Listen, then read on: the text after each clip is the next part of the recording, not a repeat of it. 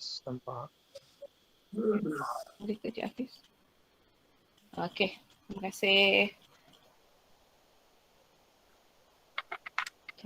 Okey. Soal projek exam.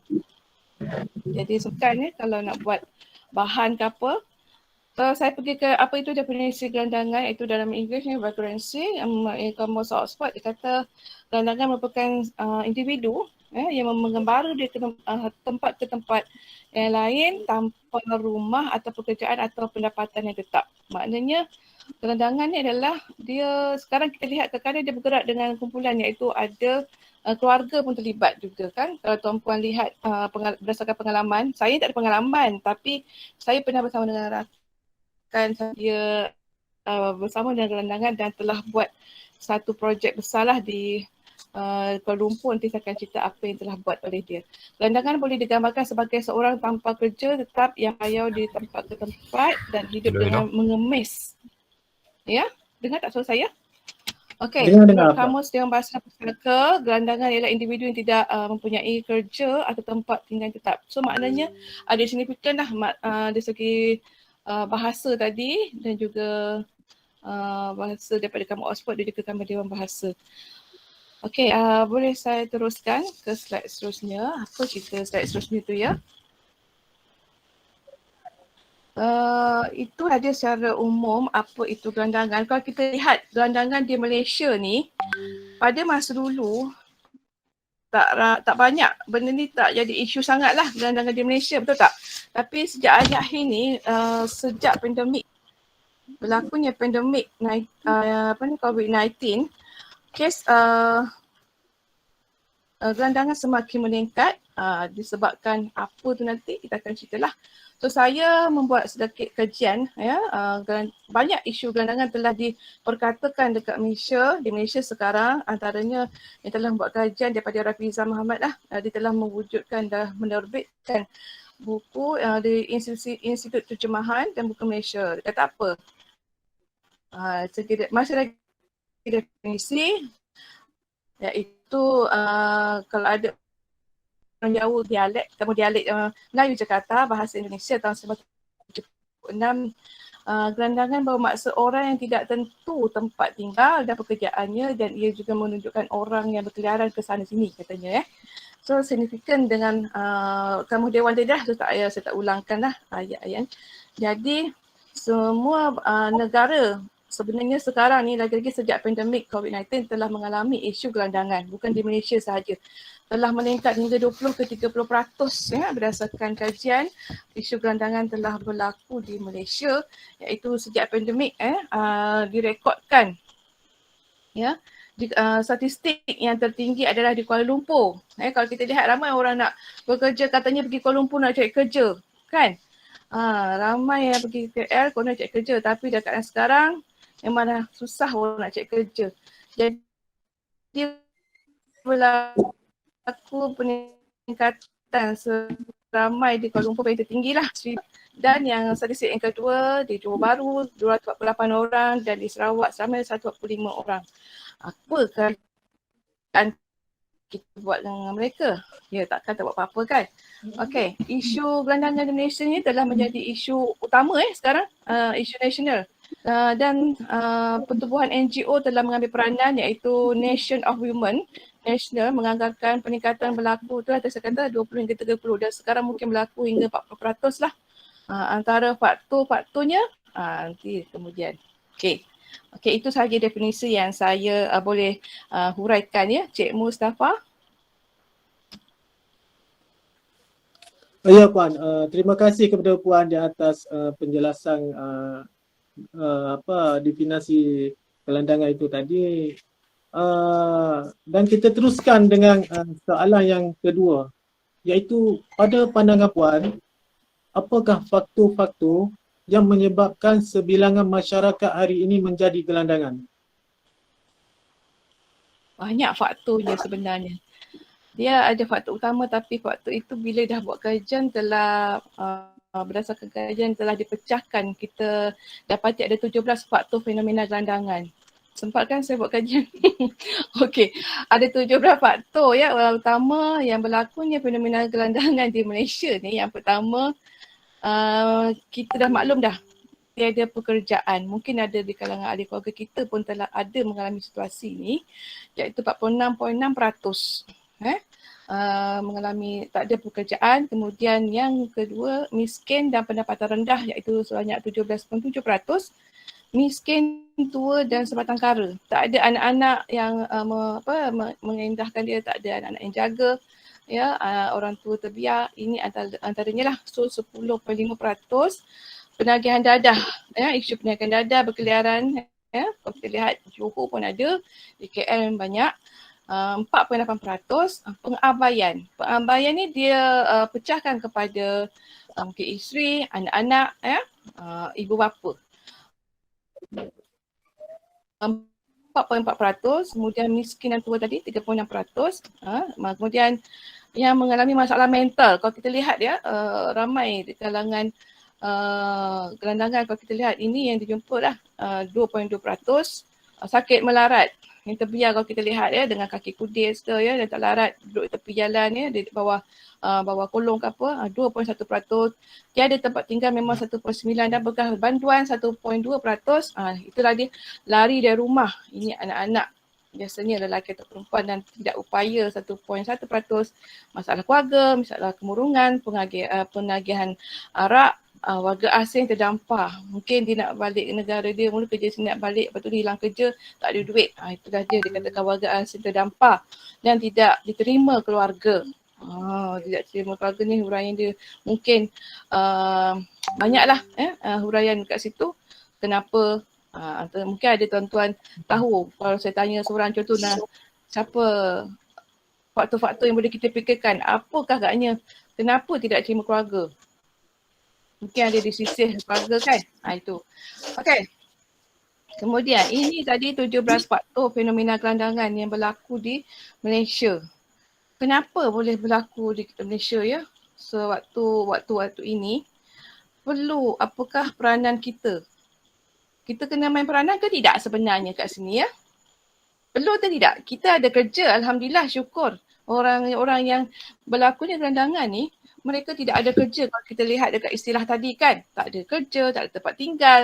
Tapi kita ni ada kerja. Jadi ingin selitkanlah, kita rasa syukur sebenarnya rezeki kita seharusnya kita share-sharekan dengan mereka.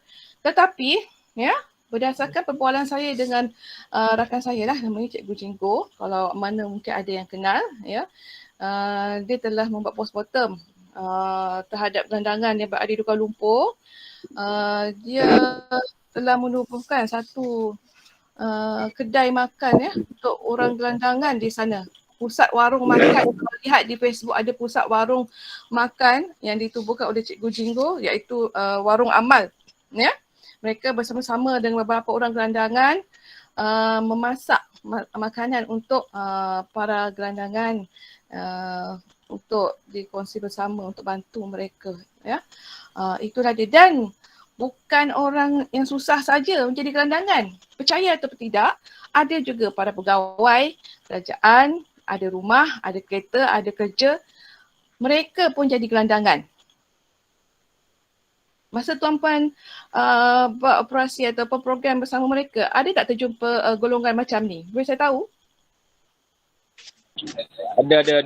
Kadang-kadang kadang-kadang orang yang bekerja jauh, dia tak ada tempat tinggal, dia tak mampu, dia duduk tepi-tepi jalan, dia jadi gelandangan macam tu. Kan?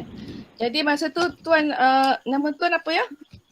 Sebab saya nampak sini Azura. Okey. Nama saya Saiful. Cik Saiful. Okey, pada masa tu Cik Saiful terkejut tak dengan keadaan tersebut?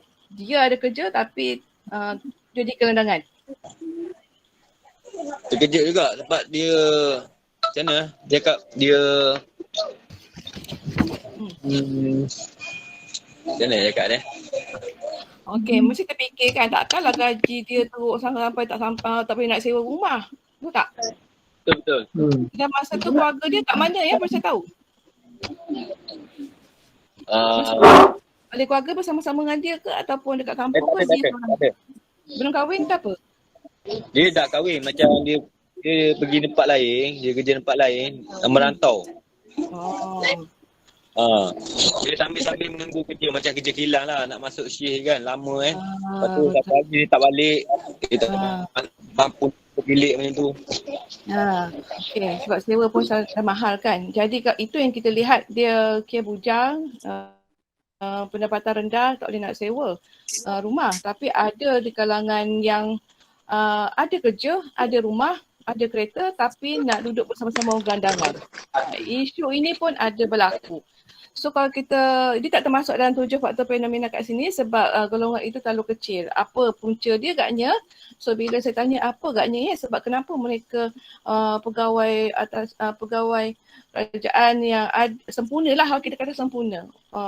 Tujuan dia kalau kita lihat itu ada kes nanti saya nak cerita tentang mental block, maknanya terlalu selesa. Pada dia macam best duduk kat situ dapat makan free. Memang ada rasa kebersamaan dengan kawan tu.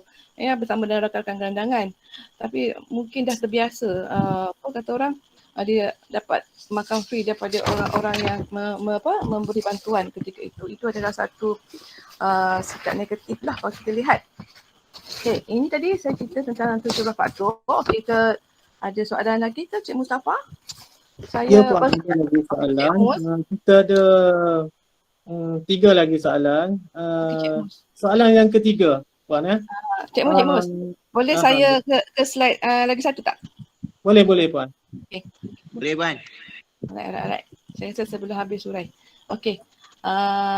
Boleh ya saya sambung untuk ni. Dia rentetan daripada yang tadi tu. Siapakah dia gelandangan? Dia patah balik. Siapakah sasaran utama gelandangan ni? Kalau kita lihat dekat missionnya, inilah dia. Sasarannya siapa orang-orang yang mengalami gelandangan. Orang yang golongan yang terlalu putus asa, hopelessness. Hopelessness ni dia mempunyai self-esteem yang terlalu rendah. Dia mengalami kekecewaan, cari kerja banyak kali, pergi mana-mana orang tak nak terima dia. Pernah tak berlaku di kalangan kita? Cari kerja, pergi mana-mana orang tak terima dengan resume dia. Kemudian so dia punya keyakinan rendah lah untuk meneruskan cari kerja. So duduk berpasukan di tempat gelandangan tu, berpindah randah kerja. Kadang kan kalau kita rasa mungkin tuan-tuan pernah bertanya perasaan orang-orang di gelandangan sana, adakah dia duduk satu tempat? Tentu tidak kan? Dia berpindah randah sebab kadang-kadang pot tu pun ada, bukan pot dia punya, ada pot orang lain. Dia baru sampai, contohnya dia berkampung kan, cari kerja tak dapat kan, tu duit simpanan dah habis. Duit simpanan dah habis, kemudian terpaksa lah duduk bersama rakan-rakan gelandangan. Jadi rupanya tempat kawasan-kawasan tersebut pun ada pot masing-masing kan. Jadi itu pun bila dah lama-lama rasa cari kerja, so mereka terjebak dengan gelandangan. Boleh tak saya tanya, gelandangan ni asalnya mereka tak ada mempunyai sikap tingkah laku negatif. Contohnya lah, mereka tak pernah mencuri. Tiba-tiba ada tak, boleh wujud tak tingkah laku dia nak mencuri ke? Boleh jadi tak rasanya? Nampak kat situ kan? Boleh kan jadi kan? Jadi itulah. Ya betul. Okey, yang kedua, desakan kan?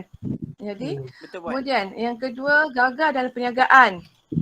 Niaga, lepas tu pandemik, pandemik PKP tak boleh nak bekerja. Kemudian kononnya daripada bandar ke apa, bankrupt. Pergi ke bandar konon nak cari kerja, tak ada kerja. So lalas apa dia? Duduk kat mana? Shokit Road. Kalau KL lah kan. Markah tinggal. Markah tinggal, okey. Kalau dekat JP kawasan mana ya ramai gelandangan?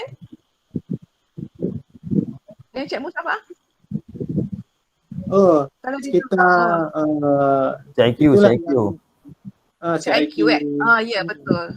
Dekat Segek tu ya. Malam kita nampak kan direct situ. Okey. Kemudian apa kekerapan biasa kalau kita bantu orang-orang gelandangan? Tentulah makanan. Kita fikir untuk diteruskan hidup, jadi kerajaan atau golongan kumpulan-kumpulan NGO memberi bantuan makanan. Ada juga pasukan-pasukan volunteer daripada universiti, saya dapat maklumat. Mereka juga memberi bantuan sokongan dari segi makanan dan sokongan psikologi, ya. Macam kami, kaunselor-kaunselor, kita ada kaunselor kumpulan zon selatan, kadang-kadang kita bergeraklah ikut kumpulan berdasarkan arahan untuk ke satu tempat untuk bantu sokongan secara sosial lah, ya, bagi sokongan psikologi. Baik, yang seterusnya gagal dalam kekeluargaan, ya, bercerai-berai, kemudian kena halau, ya. Jadi mereka terpaksalah duduk bersama-sama kumpulan gelandangan. Okey, itu sahaja untuk yang ini. Mungkin ada soalan lain daripada Cik Mus. Soalan yang ketiga Puan, pada pendapat Puan, apakah kesan gelandangan kepada imej negara? Adakah negara mendapat tanggapan yang negatif daripada luar negara dengan kewujudan golongan gelandangan ini? Saya dah tambahkan apa yang nak ditanya. Okey, ini dia kesan. Dia terbagi kepada tiga, kesan kepada individu, masyarakat dan juga psikologi kepada negara. Tadi soalan kepada negara, tapi sebelum negara dia mestilah kesan kepada individu dan juga masyarakat. Betul tak? Ya, individu tu dia terkesan yang sangat drastik, ya. Pertama dari segi psikologi lah. Psikologi ni dekat mana ya sebenarnya? Dekat otak ke dekat jiwa? Kita nampak ada peserta perempuan, siapakah namanya ya? Tudung coklat. Siapa ya nama cik adik ke? Seorang je perempuan. Jihan? Okey. Boleh tak terangkan apa yang perempuan ya faham tentang psikologi tu? Psikologi. Psikologi ni berdasarkan mental dengan jiwa ke macam mana? Itu ada kaitan. Okay, ya. Saya rasa rakyat Malaysia dah disebar luaskan makna psikologi, ya. Masalah mental, Orang kata kalau masalah mental, jiwa tu ada kaitan dengan psikologi. Sekarang ya, persen di Malaysia, peratus peningkatan masalah psikologi, kita panggil masalah psikologi. Kalau dulu orang cakap sakit mental, sakit jiwa. Tapi dah dikembangkan masalah psikologi, maknanya mental dan emosi dia, jiwa dia tak stabil, so dia ada masalah kat situ. So bila berlakunya isu gelandangan ni, dia memberi kesan kepada psikologi dia. Maknanya jiwa dia, tingkah laku, jiwa dekat mana? Dekat jiwa, dekat sini kan perasaan. Kemudian pemikiran dia, mental dia tak seimbang. So dia akan menghasilkan tingkah laku yang apa kata orang? Yang tak sewajarnya lah, yang tak seimbang.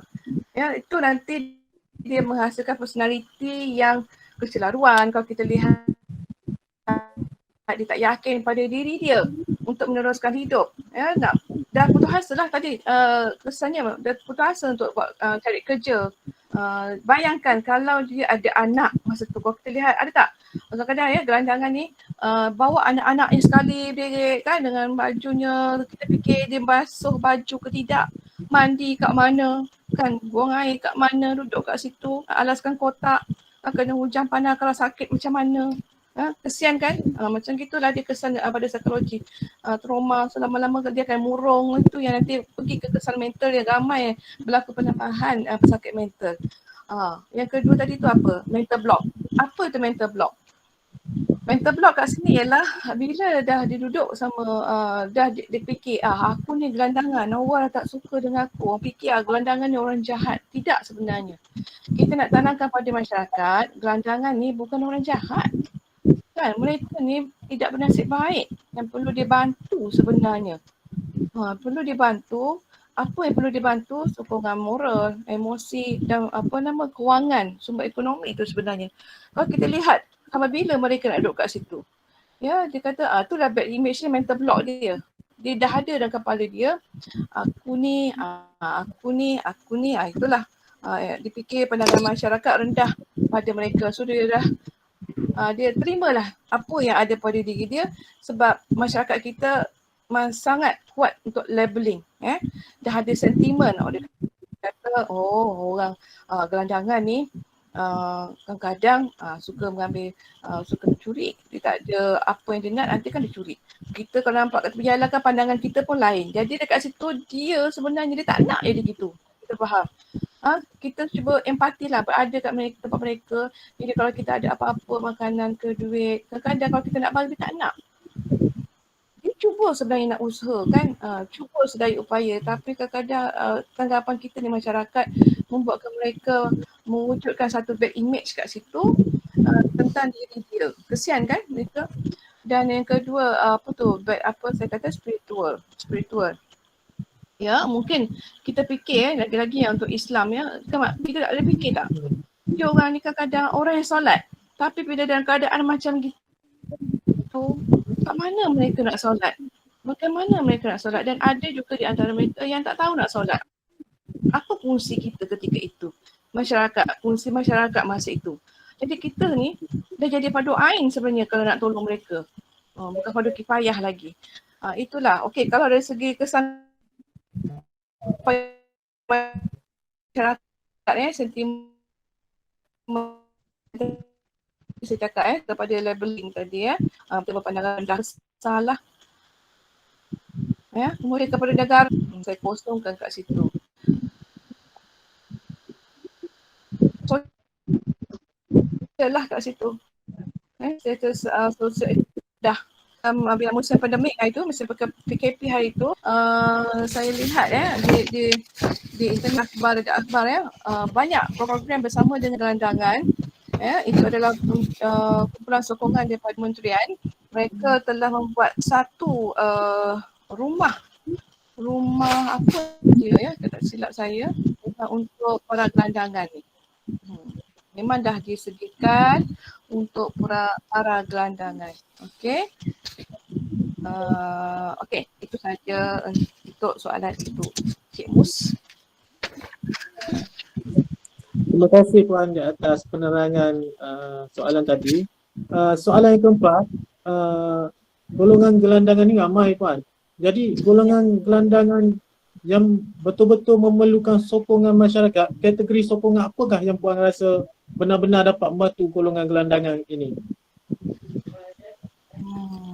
Apa yang mereka perlu sebenarnya kan?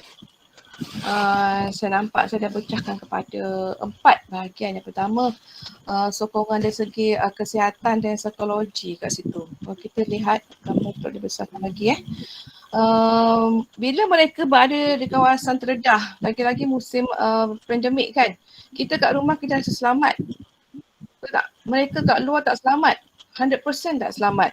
Terdedah dengan keadaan orang di luar sana, cuaca dan virus tanpa alat pelindung, face mask. Jadi tanyalah kepada tuan-puan telah menghulurkan bantuan kepada mereka dengan memberi face mask. Face mask lagi apa? Hand sanitizer kan. Dapat membantu mereka sekurang-kurangnya dan alhamdulillah. Kemudian ada beberapa usaha kerajaan yang sangat saya kagumlah, menyediakan kumpulan macam ada kumpulan NGO menyediakan dapur apa nama istilah dia, memang bantu untuk membantu para gelandangan lah supaya mereka tak putus makan dan sejak untuk program bantuan ni saya lihat sejak ditubuhkan, kita dah ada satu pertubuhan untuk para gelandangan ni ditubuhkan pada 2011. So dah ada ramai lah yang telah mendaftar di pusat transit gelandangan yang telah diwujudkan oleh Kementerian Wilayah Persekutuan di Kuala Lumpur, di mana satu tempat tu kapasiti katil dalam 150 katil lah macam tu. Itu di Kuala Lumpur. Di Johor pun dah ada, Negeri Sembilan pun dah ada, tak silap saya. Dah ada dah. So dah ada dah bantuan dari segi sokongan kesihatan, psikologi dan kebajikan kat situ. Baik, dari segi agama, kerohanian kalau kita lihat kalau itu gambar sahabat saya tu, Cikgu Jinggo, dia dah buat rumah untuk gelandangan di sana. Di mana itulah rumah, mana ada kedai, dia dalam kumpulan mereka. Saya cakap ada tadi kalau saya dekat dengan kat sana saya boleh join. Kalau di sini ada boleh join. Kita bagi sokongan kerohanian. Bantu mereka. Kadang ada yang tak tahu nak solat, anak mereka pun tak tahu nak solat, tahu suci tak tahu. Jadi itulah keputusan kita kalau ada pendidikan tentang agama ataupun kita ada basic, kita boleh bantu mereka. Ada peralatan, contoh nak bantu, contoh bagi bantuan telekong ke apa, sejadah ke, boleh. Atau kita sendiri dah ada satu organisasi tuan-puan kan, dah ada pengalaman, so kita teruskan kumpulan tersebut. In case buatlah contoh pungutan sebulan RM50 ke 20, ada duit tu kita donate kepada mereka, contoh kita sabun ke kan, hand sanitizer ke apa-apalah, so kita teruskan amal jariah kita tu. Itu sokongan yang besar sebenarnya. Okey, apa lagi keperluan yang mereka perlu? Makanan. Kalau kita tak boleh bagi makanan yang masak ke, kita sediakan bagi mereka makanan yang kering, skot ke, roti. Kemudian tempat tinggal. Tempat tinggal tu memang satu proses yang besar lah, sokongan yang sangat besar. Itu perlu satu badan lah, macam bawah kerajaan negeri ke NGO. Itu saya nampak dah berlaku. Okay, next.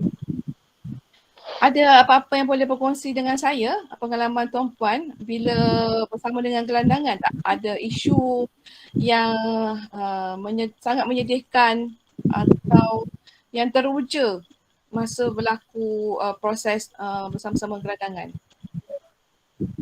Saya realiti memang tak pernah lagi bersama dengan mereka, tapi selalu mengikuti perkembangan mereka melalui sahabat saya, Cikgu Jingko ni. Selalulah kita share lah apa yang patut. Kalau tuan-puan ada boleh share dengan saya?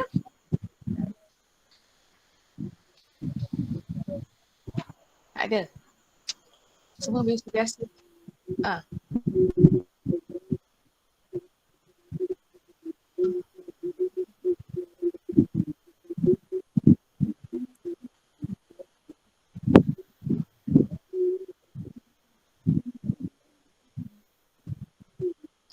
Ya.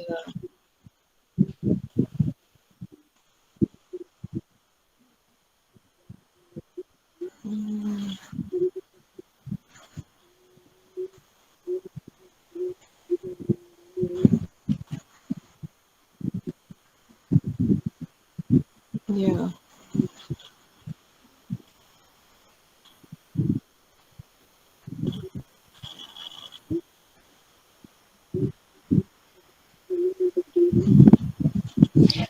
Pot dia berpindah randah kan. Kadang kalau kena, pernah tak mereka kena marah duduk kat situ?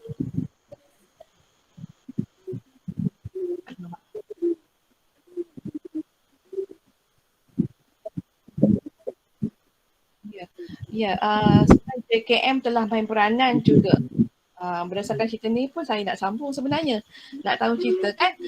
Jabatan Kebajikan Masyarakat telah main peranan. Dia bekerjasama dengan majlis daerah dan kerajaan negeri untuk mengenal pasti mana kawasan gelandangan sebab dia jaga baik juga, nama baik kerajaan juga kan. Jadi JKM telah ambil mereka semua ni, letakkan di satu pusat lah. Di mana dekat situ lah tempat tinggal mereka lah. Macam mana saya kata tadi, maksimum dengan kapasiti yang telah ditetapkan dalam 100 hingga 150 katil. Dan mereka dijaga kan oleh bawah Jabatan Kebajikan Masyarakat, insyaAllah lah, dan juga NGO. Dan ada badan tertentu untuk kalau kita nak kontak mereka. Dan itulah dia, bagusnya kerajaan telah mewujudkan satu pusat transit gelandangan di mana setakat ni kita dah ada 3,326 orang telah duduk di pusat transit di negara kita lah. Itu yang dia kena pastilah, yang mungkin masa lagi menyorok kita tak pasti ya. Pada kita alhamdulillah lah kalau ada kerajaan nak tolong kan. Okey. Itu saja. Ada lagi ke? Puan, saya nak tanya boleh tak Puan? Boleh. Kenapa gelandangan dia tak kena COVID lah? Kenapa dia orang tak, betul ke dia orang tak pernah kena COVID? Ada tak? Tak ada yang tanya saya. Mereka tu dah ambil vaksin tak? Orang-orang yang gelandangan ni? Jangan divaksinkan sebenarnya. Ya. KKM pergi ke pusat ke kawasan-kawasan gandangan dia kena pasti mereka telah diberi vaksin. Buat kepala tahu Bosin. Isu mengapa mereka tak kena COVID? Betul ke Kalau kita Puan? lihat, apa dia? Betul ke mereka tu divaksin?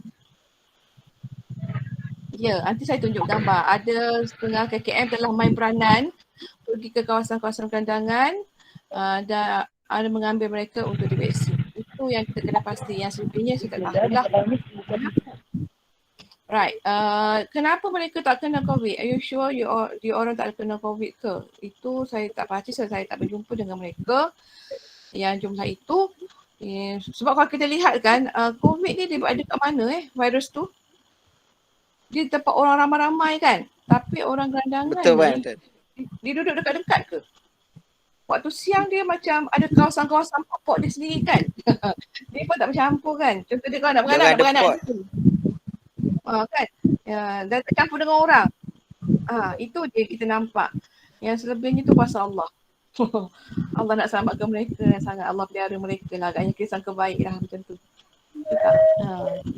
Saya ingat saya kena buat kajian jugalah. Jumpa KKM. Ada tak orang-orang gerandangan ni yang pernah kena COVID? Saya tanya doktor-doktor yang kita ada kontak tu. Betul Puan, macam swab test ada. Ada experience boleh cerita. Kita share lah. Cik Rizwan ada apa nak cerita dengan saya? Saya tak ada lah Puan, saya tak pernah lagi. Saya tengok Datuk Abid Liu lah. Ya. Kalau kita fikirkan doktor, Ustaz Abid Liu tu, dia pernah kena COVID tak? Kena kot, tak saya pun tak tahu. Tak pernah. Ustaz Abid tak pernah kena lagi. Ya betul. Padahal dia Kita lagi nak cakap kena tak kena ni semua pasal Allah kan. Kuasa Tuhan sebenarnya. Ya kita Betul, selalu minta betul. dia lindungi. Dan kalau ada insan yang kena COVID tu sebenarnya muhasabah untuk kita juga. Ya, itulah cara kita nak tolong dia, ahli keluarga kan. Itu sebenarnya give and take sebenarnya. Allah nak tengok kita punya caring tu, kita nak sharing kita punya harta kita dengan rezeki yang kita ada dengan mereka tu macam mana. Kan? Kalau kita sakit tu macam mana kita bila berhadapan dengan pesakit COVID tu macam mana? Ada tak di kalangan kita ni yang pernah ada pengalaman dengan COVID? Tak ada, Alhamdulillah. So saya mungkin ada boleh share sebab tempat saya ada rakan-rakan lah beberapa orang pensyarah yang kena COVID ya.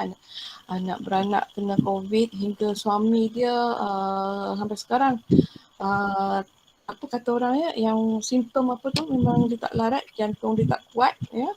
Tak sempat nak Omicron. Dia tak sempat nak vaksin dan bila dia kena COVID tu memang sangat teruk lah. Bila berjalan sekejap je penat. So dia kena ambil oksigen. Hingga sekarang dia perlukan bekalan oksigen tu. Umur suami dia baru dalam awal 40. Dia kesan setiap manusia tak sama dan seorang lagi pensyarah tu anak beranak satu keluarga kena, yang meninggal suami dia. Jadi kepungsian kita masa itu kongsi kasih sayang sebenarnya. Tuhan nak tengok bila adanya COVID, bila adanya kelandangan, bila ada ahli keluarga yang hilang, Tuhan nak tengok macam mana kita nak kongsikan rasa prihatin, rasa kasih sayang dengan orang sekeliling kita, orang terdekat. Itu sebenarnya kalau kita fikir apa-apa musibah berlaku, kita kena fikir baik macam itu. Okey. Itu pergi ke tazkirah pula. Okey. Yang seterusnya apa ya Cik Mus? Ada soalan lagi ke dah habis soalan sebenarnya? Ada satu lagi Puan, soalan yang terakhir. Sebagai kaunselor, mungkin Puan ada mesej yang hendak disampaikan kepada masyarakat di luar sana. Apakah peranan dan tanggungjawab kita sebagai masyarakat penyayang terhadap golongan gelandangan ini? Okey, sebagai kaunselor itu pandangan saya lah kan. So ada fakta lah kan. Tentu saya nak cerita, saya masukkan apa ni hikmah pandemik COVID-19 ni. Kalau kita lihat, ni tak boleh besarkan lagi. Ni Cik Hafiz yang jaga slide ni. Dia ada banyak hikmah. Saya pandang dari sudut hikmah apa yang berlaku ni, semua yang berlaku baik atau musibah ada hikmah dia. COVID dan gelandangan. Contoh kita lihat dekat sini lah orang ni. Semasa dia sebelum COVID kan, dia bersepah di mana-mana Orang tak kisah pun. Tapi apa orang nampak pada gelandangan ni? Dia orang ingat apa? Gelandangan adalah punca COVID. Tapi sebenarnya mereka tak dijangkiti COVID pun sebenarnya. Kan? Itu tanggapan masyarakat kita yang kita kena betulkan. Kita nak bantu orang tu bukan pada waktu musibah saja. Anytime. Kalau kita rasa kita perlu bantu dan kita nampak orang susah, masa tu jangan tangguh. Jadi kita masa tu juga kita bantu mereka. Betul tak? Okey. Kemudian Tuhan nak kita ni jangan terlalu berat ataupun berat tangan pula. Yang susah nak menghulurkan bantuan. Aku beli mana? Aku beli ni saya. Aku beli Jangan takut. sayur luar. Apa baru lah. Okey. Ni ajak saya bual. Okey, kita jangan takut nak bantu orang. Saya di college tu nak ceritalah tempat saya nak tanya, tuan-puan tahu ke Kolej Integrasi tu kat mana? Di Johor. Saya berada di Rambah Pontian, hujung benua tu sebelum sampai Tanjung Kiai. Di Rambah itulah Kolej Integrasi. Di situ kalau nak cerita sebelum ni adalah ramai pelajar yang cemerlang, yang hebat-hebat belajar di Kolej Integrasi. Memang ramai. Kalau kita lihat dekat situ ramai kumpulan anak-anak B40. Tahu tak B40 tu adalah anak-anak orang yang susah ramai di Sabah, Sarawak. Mereka belajar di tempat saya. Dan kalau kita lihat pendapatan ibu bapa mereka, keluarga mereka RM300 sebulan. Fikir apa yang dia boleh makan, mak bapak dia boleh bagi dia. Nampak tak? Jadi dekat situ, itu dalam kawasan kami lah kan. Ingat staf-staf kita pandai juga, staf kita bukan semua yang senang walaupun kerja kerajaan. Jadi tak salah kalau kita ada rezeki lebih, contoh pergi kerja bawa je lah makanan lebih, kita share dengan mereka. Kau nampak kan anak-anak tu macam susah kan, justru kita bagilah, hulurlah bantuan segi makanan. Atau dekat tempat kerja saya pun saya mengadakan satu namanya gerobok rezeki. Gerobok rezeki tu tujuannya untuk bantuan yang susah. So letak je makanan kat situ, memang habis. Confirm habis. Saya saja je letak depan bilik saya tu kan mencermin. Saya nampak mereka, nampak je, mula tak ada orang. Bila dah letak tu memang ramai yang pusu-pusu yang ambil kat situ. Okey, jadi sebenarnya kita kalau kita menggembirakan hati orang lain, konsep dekat sinilah pandangan saya. Kita gembirakan hati orang lain, Tuhan akan bahagiakan kita dengan tak semena-mena yang kita kadang tak sempat fikir apa aku buat tadi. Betul tak, Cik Justin? Betul. Kan? Betul. Konsep what you give, you get back. Konsep cash and carry. Apa yang kita bagi, yang kita bagi kepada orang, kita akan dapat dengan serta-merta. Kadang-kadang kita tak dapat tapi anak-anak kita dapat. Jadi gelandangan ni saya nampak dekat Malaysia ni masih kurang lagi lah. Kalau di US sana sangat. Tapi mereka tak pernah menghina pun gelandangan tu. Itu nilai yang ada dalam diri mereka. Mereka still membantu. Walaupun sekeping roti. Kalau kita lihat kat sini kan, tu saya dah lihat tadi. Saya masukkan dekat situ apa benda warung makan sahabat. Itulah saya sangat appreciate dengan apa yang sahabat saya buat, Cikgu Jingku ni. Saya banyak saya jadi begini pandai bercakap, bolehlah bercakap dengan ramai. Saya jasa ilmu yang di-sharekan bersama dengan saya dan juga rakan-rakan. Apa-apa share memang tak boleh lokek. Macam kawan-kawan minta bantuan, tuan-puan, insya-Allah lah saya kata diberi kelapangan.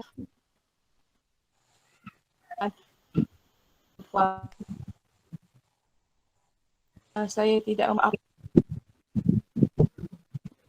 pun belajar untuk menyampaikan ilmu, to research, to know. Lepas ni saya bersama-sama dengan tuan-puan grup dah ada sebenarnya. Cuma saya nak cek saya nak menyelit bersama-sama dengan mereka untuk bantu bagi sokongan sosial para gelandangan, sebab saya nampak lah ramai dalam gelandangan ni dah selesa dengan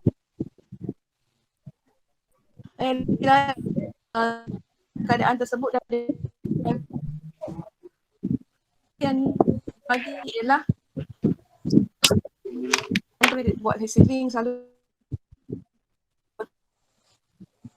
kita belakang kenaan klien saya, pelajar saya nak tabak itu contohnya ya pelajar Sabah Sarawak.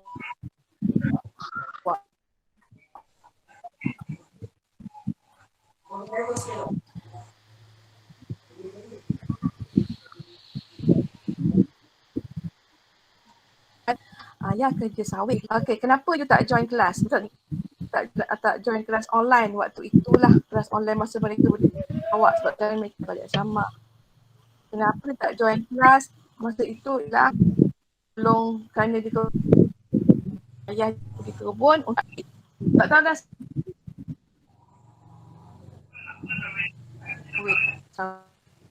dia kata awak sangat hebat, saya kata. Saya pun bangga.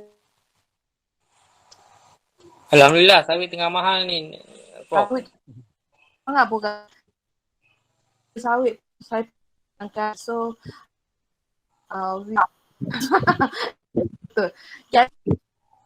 bila ada persamaan tu saya dengar cerita ya, dia sangat hebat lah. Dan budak tu sangat pandai ya. Sangat pandai, sangat berkomunikasi, sangat hebat dalam berkomunikasi. So you ada talent. Jadikan kesusahan sekarang ni adalah penanda aras untuk awak berjaya. Biar susah dulu, ada pengalaman susah tu untuk satu anjakan untuk dia berjaya. So itu saya teringin nak juga jumpa gerandangan, nak share tentang kesusahan hidup. Sekarang hidup susah bukan bermakna akan datang pun susah. Ya, banyak kita boleh share dengan mereka. Kita boleh share tentang pengalaman hidup. Kita bila jumpa mereka jangan tanya kenapa awak jadi gerandangan. Jangan tanya perkataan tu. Mereka tak nak sebenarnya. Kita pun tak nak mereka jadi macam tu. Kita share, cakap macam kita bagi berita gembira pada dia. Kami ni, kumpulan kami ni suka nak jumpa Tuan Pan. Kau boleh nak jumpa setiap hari. Nanti dia akan tanya, kenapa ya? Sebab kami nak ganjaran pahala. Contohlah ya gitu Sebab dapat berbual dengan Tuan Puan, mesti yang mempunyai pengalaman berbeza. Kita start dengan cerita tu. Jangan sesekali tanya kenapa awak jadi gerandangan. Kenapa awak jadi macam ni. Kita start dengan cerita yang menarik supaya nanti dia sendiri akan menceritakan. Tak tahulah apa yang saya cerita ini sonok ke tidak. Saya teringin sangat nak jumpa gerandangan. So kalau saya jumpa, saya nak bercerita, memulakan cerita dengan satu perkara yang menarik supaya mereka sendiri akan cerita kenapa dia di gerandangan. Kalau tanya kenapa punca, memang dia tak suka. Betul tak? Betul tak Cik Mus? Okay. Betul Pak. Betul. Betul Pak. Kita tak ada orang yang suka nak dia susah. Tak ada orang yang nak suka dia kecewa. Tapi orang yang berjaya dekat luar sana ramai mereka mula daripada yang susah lah. Tapi kita nak ajar mereka. Takkanlah mereka lama-lama nak jadi gerandangan. Mereka ni kurang support, kurang sokongan. Tak tahu kadang-kadang macam mana nak cari rezeki. Ada macam tu. Sebab itu adalah orang-orang yang terlalu bergantung. Harap. Contohnya, dia ni asal dia keluarga senang. Mak ayah mati, meninggal. Tiba-tiba harta tu adik-beradik yang pandai conquer. Jadi adik yang kurang ilmu ni terbengkalai, terkapai-kapai dia biarkan adik dia macam tu. Ada kes macam gitu. Jadi sangat kesian dengan mereka macam ni. Itulah dia. Dah biasa senang, tiba-tiba ayah meninggal, ada harta yang ditinggalkan untuk dia lah kononnya, tapi adik-adik lain ada rasa kurang, dah prihatin, jadi terabailah adik tersebut. Maka mereka tergolong dah di kalangan orang gelandangan macam ni. Jadi kitalah dan masyarakat yang perlu bantu sebenarnya. Okey, saya ingat itu saja. Ke ada slide lagi ya Cik Hafiz? Ada satu lagi slide. Apa agaknya kisahnya? Sekejap Kan kita dah ada konsep baru kan, kerajaan kita bagi keluarga Malaysia. Sebab bila ada isu-isu macam ni, sebab itu kerajaan telah mewujudkan satu keluarga Malaysia, We Are Togetherness. Itu ayat saya lah. Sebab kami di college mengamalkan We Are Togetherness. Apa-apa kita togetherness sama-sama. So itulah di antara yang telah ditubuhkan oleh kerajaan dan NGO, pusat transit gelandangan, tengok ada warung makan sahabat ni Cikgu Dinggo yang buat, dan ada kumpulan-kumpulan NGO sesama membantu dan memandang beratlah terhadap mereka para gelandangan. Saya ingat itu sahaja untuk penyampaian saya pada malam ini selama 50 minit kalau ada soalan ke? Tak ada lah Puan. Dah banyak Mbak Akil soalan. Mbak Akil soalan 5 tadi, maka Mbak Akil lah soalan untuk kami kepada Puan. Jadi kami ingin mengucapkan ribuan terima kasih kepada Puan di atas penjelasan panjang lebar berkenaan bicara ilmu COVID-19 iaitu pencegahan, keprihatinan dan kesedaran risiko golongan gelandangan. Maka saya selaku moderator mewakili semua rakan-rakan yang lain ingin memohon maaf sekiranya ada terkasar bahasa sepanjang program ini berlangsung. Saya ingin mengucapkan ribuan terima kasih kepada Puan iaitu Puan Norazah binti Aziz, Pegawai Kaunseling Kolej Matrikulasi Kejuruteraan Johor, di atas kesudian Puan meluangkan masa kepada program kami pada malam ini. Terima kasih Puan. Terima kasih. Saya pun minta maaf lah kalau tersilap ke terkurang ya. Okey Puan. Jadi apa yang dapat kita simpulkan hasil bicara ilmu malam ini ialah sebagai masyarakat kita tidak harus mengenepikan golongan gelandangan ini. Sebagai masyarakat yang prihatin, kita harus membantu serta memberi sokongan kepada golongan gelandangan ini. Lebih-lebih lagi semasa situasi kritikal negara yang sedang menghadapi pandemik COVID-19 ini. Kita tidak mahu golongan gelandangan ini menjadi pembawa dan seterusnya menularkan wabak ini sehingga menjadi situasi yang tidak terkawal. Untuk itu, kita harus sentiasa berpegang kepada cogang kata stay safe dan kita jaga kita. Sekian, terima kasih. Sekejap nak ambil gambar dulu Kenapa pula? Kalau boleh buka video. Kata cantik-cantik Bis. Boleh. Screenshot.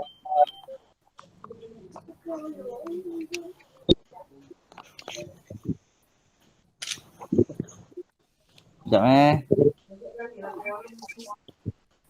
Cuk everyone.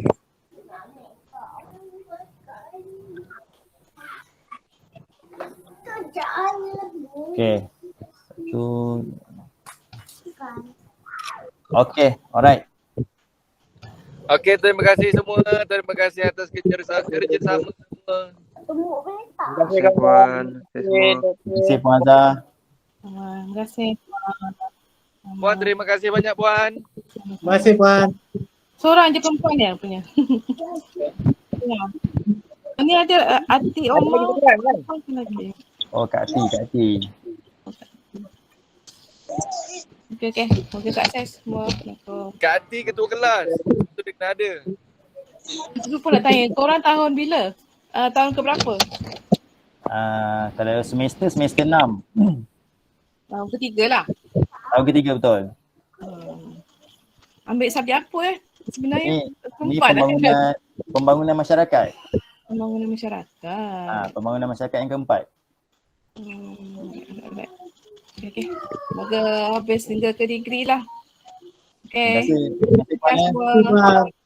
Alright. Terima kasih. Assalamualaikum.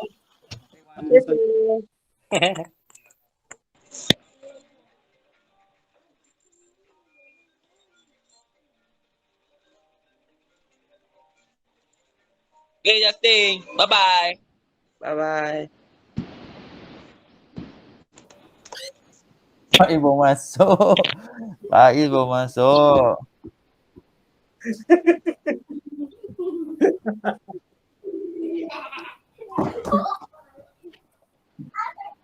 baru masuk? Faiz buka video, aku ambil gambar saya lagi.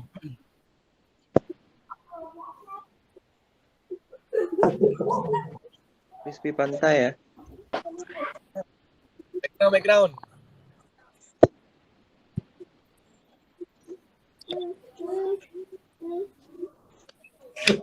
Cantik, Miss, ambil gambar. Kalau kawan-kawan masuk awal, kawan Thank masuk you semua. Thank you semua. Okay. Okay, ni Thank you semua. Semua Semua piece dapat screenshot ni. Okey, cepat. 1, 2, 3. Sekejap one more. One more. Cepat. Okay. Kan tsunami datang tu. 1, 2, 3. Alright. Terima kasih semua. Apa kat bawah? Apa? Okay gang, terima kasih semua Okay. Thank you guys. Thank you. Jumpa lagi. Habis dah tinggal report je. Okay. Okey, Jihan, Daus. Jumpa pada JB. Nampak lagi, apa? Bye-bye.